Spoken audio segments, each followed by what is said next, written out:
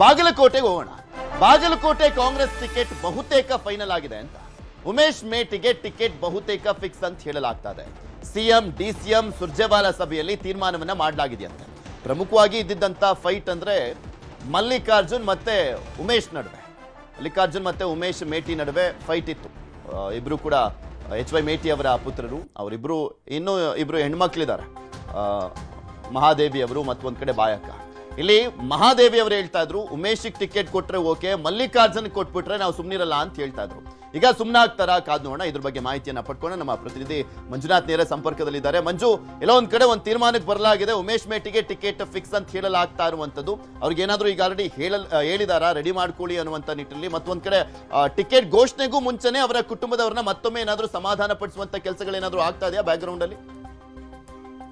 ಪೃಥ್ವಿರಾಜ್, ಪ್ರಮುಖವಾಗಿ ಬಾಗಲಕೋಟೆಯ ಕಾಂಗ್ರೆಸ್ ಟಿಕೆಟ್ ವಿಚಾರಕ್ಕೆ ಸಂಬಂಧಪಟ್ಟಂತೆ ಮೇಟಿ ಅವರ ಕುಟುಂಬದಲ್ಲಿ ಏನು ಈ ಒಂದು ಶೀತಲ ಸಮರ ಆರಂಭದಲ್ಲೂ ಕೂಡ ಶುರುವಾಗಿತ್ತು. ಇದಕ್ಕೆ ಕಾರಣ ಕುಟುಂಬದಲ್ಲಿ ಇರ್ತಕ್ಕಂಥ ಆಂತರಿಕ ಕಚ್ಚಾಟ ಅನ್ನುವಂಥದ್ದು ಮೇಲ್ನೋಟಕ್ಕೆ ಕಾಣಿಸ್ತದೆ. ಆದ್ರೆ ವಿಷಯ ಇರುವಂತದ್ದು ಏನಂತಂದ್ರೆ ಇಲ್ಲಿ ಬೇರೆ ವ್ಯಕ್ತಿಗಳ ಹಸ್ತಕ್ಷೇಪ ಆಗುತ್ತೆ ಮತ್ತು ಏನು ಈ ಕಾರ್ಯಕರ್ತರ ಬಣಗಳೇನಿದಾವೆ ಆ ಬಣಗಳಲ್ಲಿ ಈ ಪರಸ್ಪರ ವಿರೋಧ ಇರೋದ್ರಿಂದಾಗಿ ಎರಡು ಬಣಗಳ ನಡುವಿನ ಕಚ್ಚಾಟದಿಂದಾಗಿ ಅದು ಫ್ಯಾಮಿಲಿಗೆ ಅಂಟಿಕೊಂಡಿತ್ತು. ಅದೇ ಹಿನ್ನೆಲೆಯಲ್ಲಿ ಇದೀಗ ಮಹಾದೇವಿ ಮೇಟಿ ಅವರು ಬಹಿರಂಗವಾಗಿ ಒಂದ್ ವೇಳೆ ಮಲ್ಲಿಕಾರ್ಜುನ್ ಮೇಟಿ ಅವರಿಗೆ ಟಿಕೆಟ್ ಕೊಟ್ಟಂತ ಸಂದರ್ಭದಲ್ಲಿ ನಾನು ಖಂಡಿತವಾಗಿಯೂ ಕೂಡ ಬಂಡಾಯ ಅಭ್ಯರ್ಥಿಗೆ ಸ್ಪರ್ಧೆ ಮಾಡ್ತೀನಿ ಅನ್ನೋದನ್ನ ಖಂಡಿತವಾಗಿ ಹೇಳಿದ್ರು. ಇದೇ ಒಂದು ವಿಚಾರವನ್ನ ಸಿಎಂ ಸಿದ್ದರಾಮಯ್ಯನವರು ಸಭೆ ಕರೆದಂತ ಸಂದರ್ಭದಲ್ಲೂ ಕೂಡ ಸ್ಪಷ್ಟವಾಗಿ ಸಿದ್ದರಾಮಯ್ಯನವರ ಗಮನಕ್ಕೆ ತರುವಂತ ಕೆಲಸವನ್ನು ಮಾಡಿದ್ರು.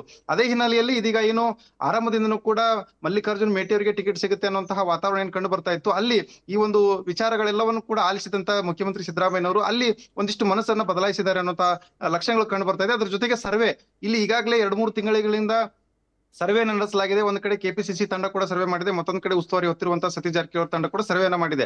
ಆ ಸರ್ವೆ ಮಾಡುವಂತಹ ಸಂದರ್ಭದಲ್ಲಿ ಆಗಿರ್ಬೋದು ಮತ್ತು ಇಲ್ಲಿರ್ತಕ್ಕಂತಹ ಶಾಸಕರು, ಮಾಜಿ ಸಚಿವರು ಈ ಎಲ್ಲರ ಅಭಿಪ್ರಾಯವನ್ನ ಸಂಗ್ರಹ ಮಾಡುವಂತಹ ಸಂದರ್ಭದಲ್ಲಿ ಉಮೇಶ್ ಮೇಟಿ ಅವರಿಗೆ ಹೆಚ್ಚಾಗಿ ಒಲವು ಕಂಡು ಬಂದಿದೆ ಅನ್ನುವಂಥದ್ದು ಚರ್ಚೆ ಆಗ್ತಾ ಇತ್ತು. ಅದೇ ಹಿನ್ನೆಲೆಯಲ್ಲಿ ಸಿದ್ದರಾಮಯ್ಯನವರ ಮನಸ್ಸನ್ನ ಒಲಿಸಿ ಅಲ್ಲಿ ಉಮೇಶ್ ಮೇಟಿ ಅವರ ಟಿಕೆಟ್ ಕೊಟ್ಟಂತ ಸಂದರ್ಭದಲ್ಲಿ ಗೆಲುವಿನ ಹಾದಿ ಸುಗಮ ಆಗುತ್ತೆ ಅನ್ನೋದನ್ನ ಮನವರಿಕೆ ಮಾಡಿದ ಬಳಿಕ ಒಂದು ಹಂತಕ್ಕೆ ಉಮೇಶ್ ಮೇಟಿ ಅವರಿಗೆ ಕೊಟ್ರೆ ಒಳ್ಳೇದಾಗುತ್ತೆ ಅನ್ನುವಂತ ಹಿನ್ನೆಲೆಯಲ್ಲಿ ಚರ್ಚೆ ಆಗಿದೆ ಅನ್ನುವಂಥದ್ದು ಇಲ್ಲಿ ಈಗ ಸದ್ಯಕ್ಕೆ ಕ್ಷೇತ್ರದಲ್ಲಿ ಮತ್ತೊಂದ್ ಕಡೆ ಬಿಜೆಪಿ ಗೆಲ್ಲೇಬೇಕು ಅನ್ನುವಂತ ನಿಟ್ಟಿನಲ್ಲಿ ಸಾಕಷ್ಟು ಪ್ರಯತ್ನ ಪಡ್ತಾ ಇದೆ. ದಾವಣಗೆರೆ ದಕ್ಷಿಣಕ್ಕಿಂತ ಹೋಪ್ಸ್ ಜಾಸ್ತಿ ಬಿಜೆಪಿಗೆ ಇರುವಂತದ್ದು ಬಾಗಲಕೋಟೆಯಲ್ಲಿ. ಸೊ ಅಲ್ಲಿ ಮತ್ತೊಮ್ಮೆ ಗೆಲ್ಲುವಂತ ನಿಟ್ಟಿನಲ್ಲಿ ಬಿಟ್ಟೋದಂತವ್ರನ್ನ ವಾಪಸ್ ಕರ್ಸ್ಕೊಂಡ್ ಬರುವಂತ ಪ್ರಯತ್ನಗಳು ಆಗ್ತಾ ಇದೆಯಂತೆ ಗೋವಿಂದ ಕಾರಜೋಳ ಅವರ ನೇತೃತ್ವದಲ್ಲಿ. ಅದೇ ನಡೀತಾ ಇದೆ ಪ್ರಯತ್ನಗಳು ಅಂತ.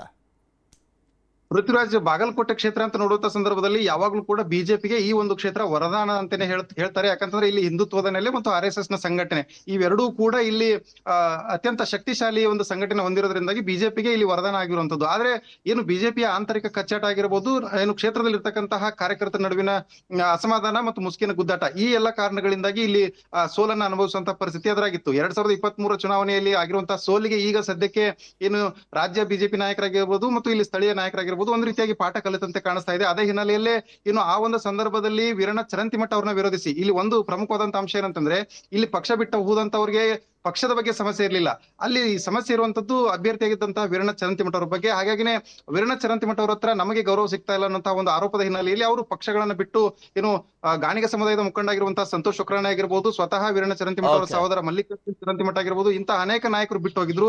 ಅವ್ರನ್ನ ವಾಪಸ್ ಕರೆತರುವಂತಹ ಹಿನ್ನೆಲೆಯಲ್ಲಿ ಈಗ ಗೋವಿಂದ ಕಾರಜೋಳ ಅವರು ಫೀಲ್ಡ್ ಇಳಿದಿದ್ದಾರೆ. ಕಳೆದ 3-4 ದಿನಗಳಿಂದ ಸಂತೋಷ್ ಶುಕ್ರಾಣಿ ಅವರು ಮತ್ತು ಮಲ್ಲಿಕಾರ್ಜುನ್ ಮೇಟಿ ಅವರ ಮನೆಗಳಿಗೆ ಭೇಟಿ ನೀಡಿ ಅವರನ್ನ ಸಮಾಧಾನ ಪಡಿಸಿ ವಾಪಸ್ ಬನ್ನಿ ಅನ್ನುವಂತ ಹಿನ್ನೆಲೆಯಲ್ಲಿ ಸಾಕಷ್ಟು ಪ್ರಯತ್ನವನ್ನ ಮಾಡ್ತಾ ಇದ್ದಾರೆ. ಆದ್ರೆ ಇಲ್ಲಿ ಸದ್ಯಕ್ಕೆ ಮಲ್ಲಿಕಾರ್ಜುನ್ ಚರಂತಿಮಠ ಅವರ ಮನೆಗೆ ಸಿದ್ದರಾಮಯ್ಯನವರು ಮತ್ತು DCM ಅವರು ಕೂಡ ಭೇಟಿ ನೀಡಿದ್ರು. ಆ ಒಂದು ಹಿನ್ನೆಲೆಯಲ್ಲಿ ಮಲ್ಲಿಕಾರ್ಜುನ್ ಚರಂತಿಮಠ ಅವರು ಯಾವ ನಿರ್ಧಾರವನ್ನು ಕೈಗೊಳ್ತಾರೆ ಅನ್ನೋದ್ರ ಬಗ್ಗೆ ಈಗ ಕುತೂಹಲ ಇರುವಂತದ್ದು. ಸಂತೋಷ್ ಶುಕ್ರಾಣಿ ಅವರು ಬಹುತೇಕವಾಗಿ ಬಿಜೆಪಿ ಕಡೆಗೆ ಒಲವನ್ನ ಹೊಂದಿದ್ದಾರೆ ಅನ್ನುವಂಥದ್ದು ಮಾತುಗಳು ಕೇಳಿ ಬರ್ತಾ ಇದ್ರು ಕೂಡ ಅವ್ರನ್ನ ಬಿಟ್ಕೊಡೋದಕ್ಕೆ ಕಾಂಗ್ರೆಸ್ ಪಕ್ಷದ ಬಿಡದೇ ಇರೋದಕ್ಕೆ ಕಾಂಗ್ರೆಸ್ ಪಕ್ಷ ಕೂಡ ತನ್ನದೇ ಆದಂತಹ ಒಂದು ಪ್ರಯತ್ನ ನಡೆಸ್ತಾ ಇರುವಂತದ್ದು. ಪೃಥ್ವಿರಾಜ್, ಏನೇನಾಗುತ್ತೆ ಅಂತ ಧನ್ಯವಾದ ಮಂಜು ನಿಮ್ಮೆಲ್ಲ ಮಾಹಿತಿಗಾಗಿ.